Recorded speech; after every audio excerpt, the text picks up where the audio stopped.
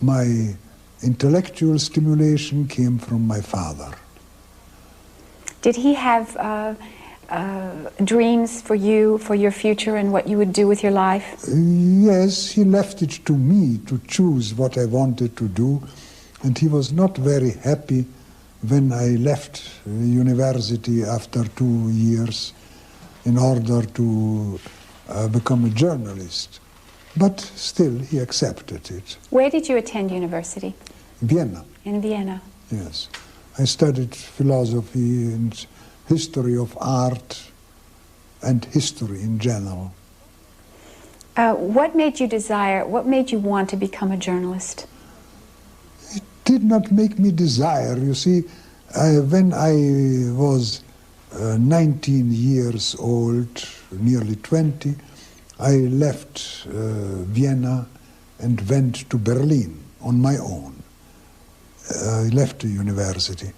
And since I had to fend for myself, I started looking for a job and got a job in a news agency.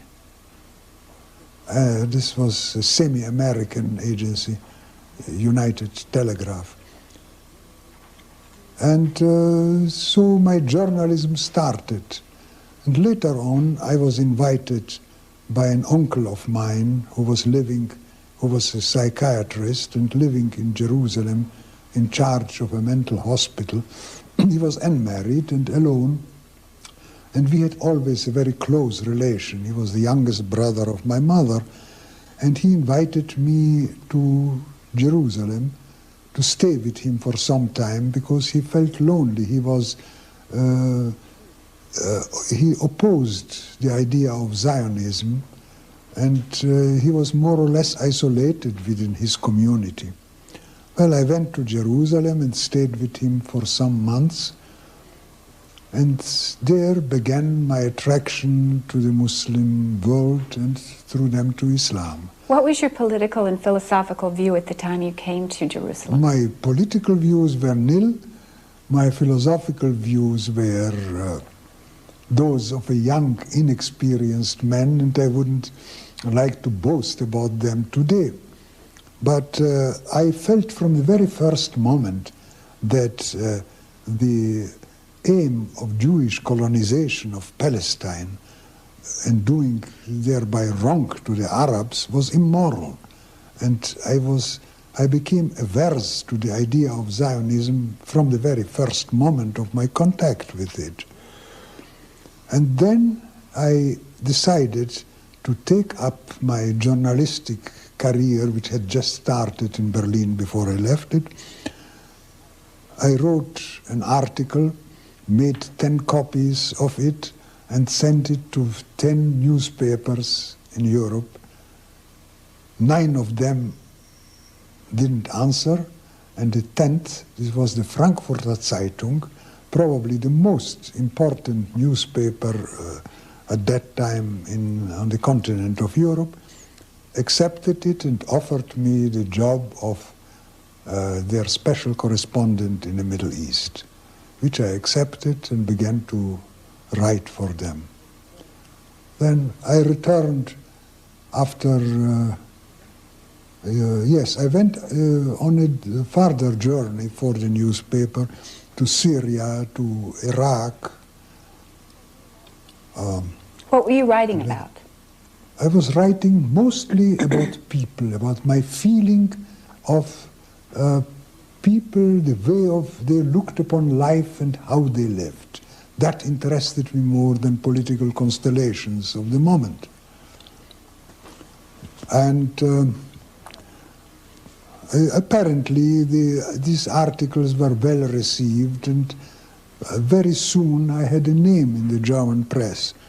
When I returned to Germany after an absence of 2 years, I wrote a book on those past journeys in German, which was called Unromantisches Morgenland. It means the non-romantic East, where I discussed, among other things, the idea of Zionism and question of Egyptian independence and so forth. Then, after a few months, I was sent out on another very long journey, which took me years. Went again to Egypt, Syria, Iraq, Iran, Afghanistan, and returned via Central Asia and Russia to Europe. You were coming back from Afghanistan. Yes, but during that journey, there developed in me great attraction to Islam, which came first through my liking the Arabs in Palestine and Syria. I found them open and pleasant to deal with, and gradually I learned Bazari Arabic, could talk to some extent with them, and became interested in what they thought, what they imagined. And so I came upon Islam and started reading about it, became more and more interested. When you learned Arabic, was it the language of the people first before you learned classic Arabic? Of course. I learned my Arabic in the souk, in the bazaar, just picked up, as most of my languages were. Yeah. And then on my second long trip to the Muslim world, I was in Afghanistan, in Herat, western Afghanistan. And I rode in late autumn over the Hindu Kush mountains to Kabul. It was a journey of about 20 or 25 days on horseback, very hard journey. And on one occasion, my horse lost a shoe. So I was obliged to go off my road to a village nearby and had the shoe replaced by a smith. It happened so that the district governor there learned of the visit of a foreigner and invited me to spend the evening and the night in his house. He was a very friendly man. At that time I spoke Persian fluently after nearly 2 years in Persia and in Afghanistan. So conversation was easy. We were sitting after dinner and talking about various things, and naturally we came to talk about Islam. And I spoke quite bluntly to him. I told him, "You Muslims are a very strange people. You have the best ethical guidance possible in the Quran. You had the best guide in your prophet, Muhammad. How is it that you have abandoned the ways recommended in the Quran and by the prophet and have fallen into such a decadence? Why are you acting in so many ways against the precepts of the Quran?" And so it went on discussing. At the end he looked at me and he said, "You are a Muslim." I was quite astonished and I said, "No, it never occurred to me to be a Muslim. I am not." He says, "Oh yes, you are a Muslim, only you don't know it. One day you will come to know it." And these were prophetic words. Later on, when I returned from that journey a few months later, I really became a Muslim. Could you describe for us the actual event of your becoming a Muslim and how that took place? Yes. After my return from my second long journey to the Muslim world, I was living in Berlin and started reading the Quran in translation because my Arabic was still insufficient to read it in its original language. And one day I was discussing it, of course, often with my first wife, who was a German, older than me, and who was equally interested in Islam. And one day we were traveling in the underground in Berlin. And this was in the year 1926. It was a year of great prosperity in Central Europe after years of misery and inflation.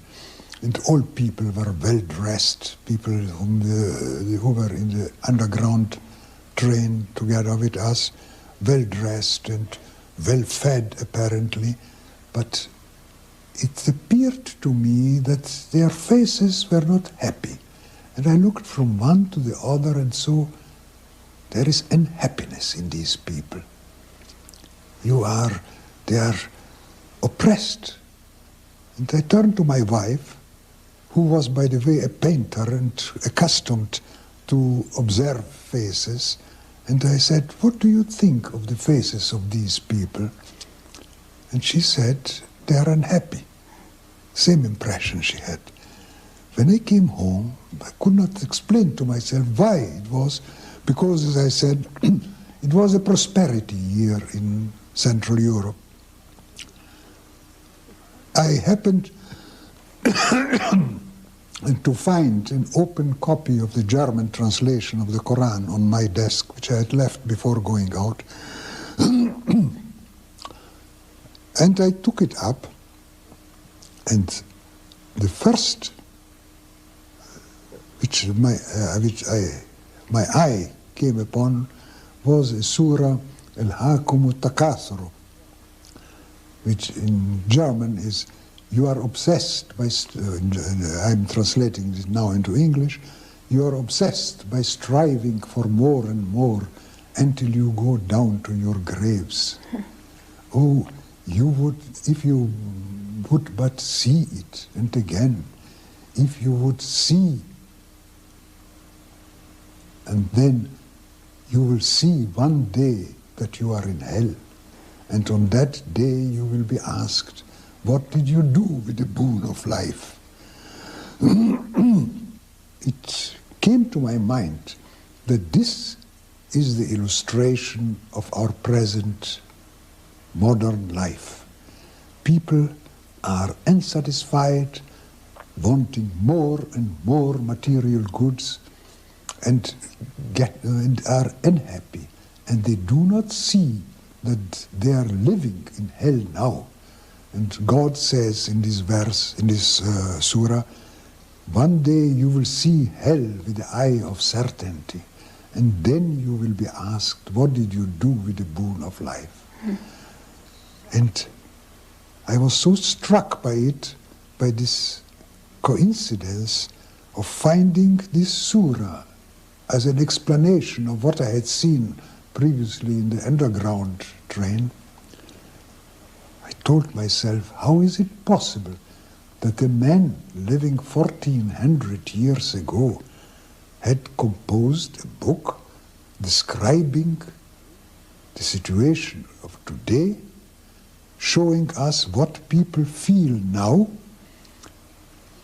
No human being, not the greatest genius, could do such a thing, and especially not an Arab who was unlettered, who did not know anything beyond the confines of the Arab world.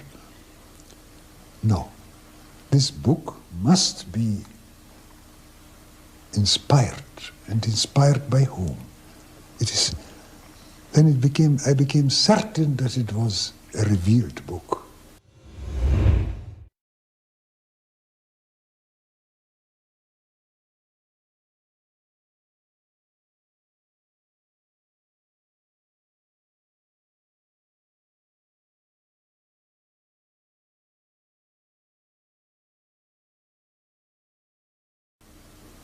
Next day, I went to the head of the Muslim community in Berlin, whom I had known superficially from before.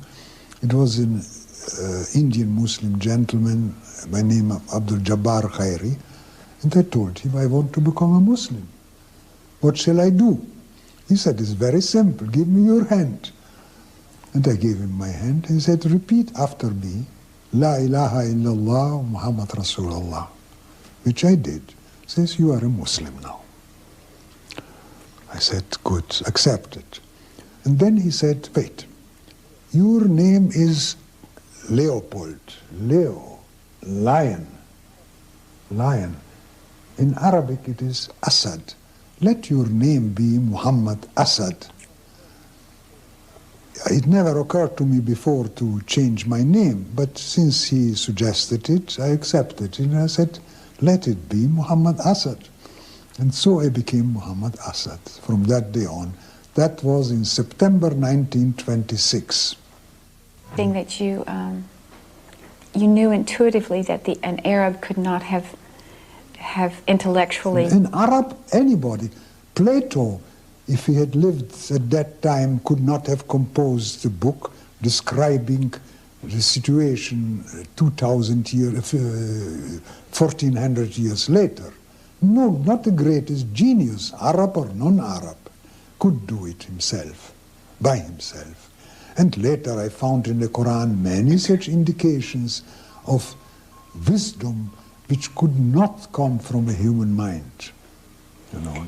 At that point, did it inspire you to go on to other things Islamically? Oh, where did that then take I you started. at that point? Then I started learning Arabic, and some months later I went to Egypt, stayed for a time there. Later on, together with my wife, who became a Muslim together with me, and then we went on Hajj to Mecca.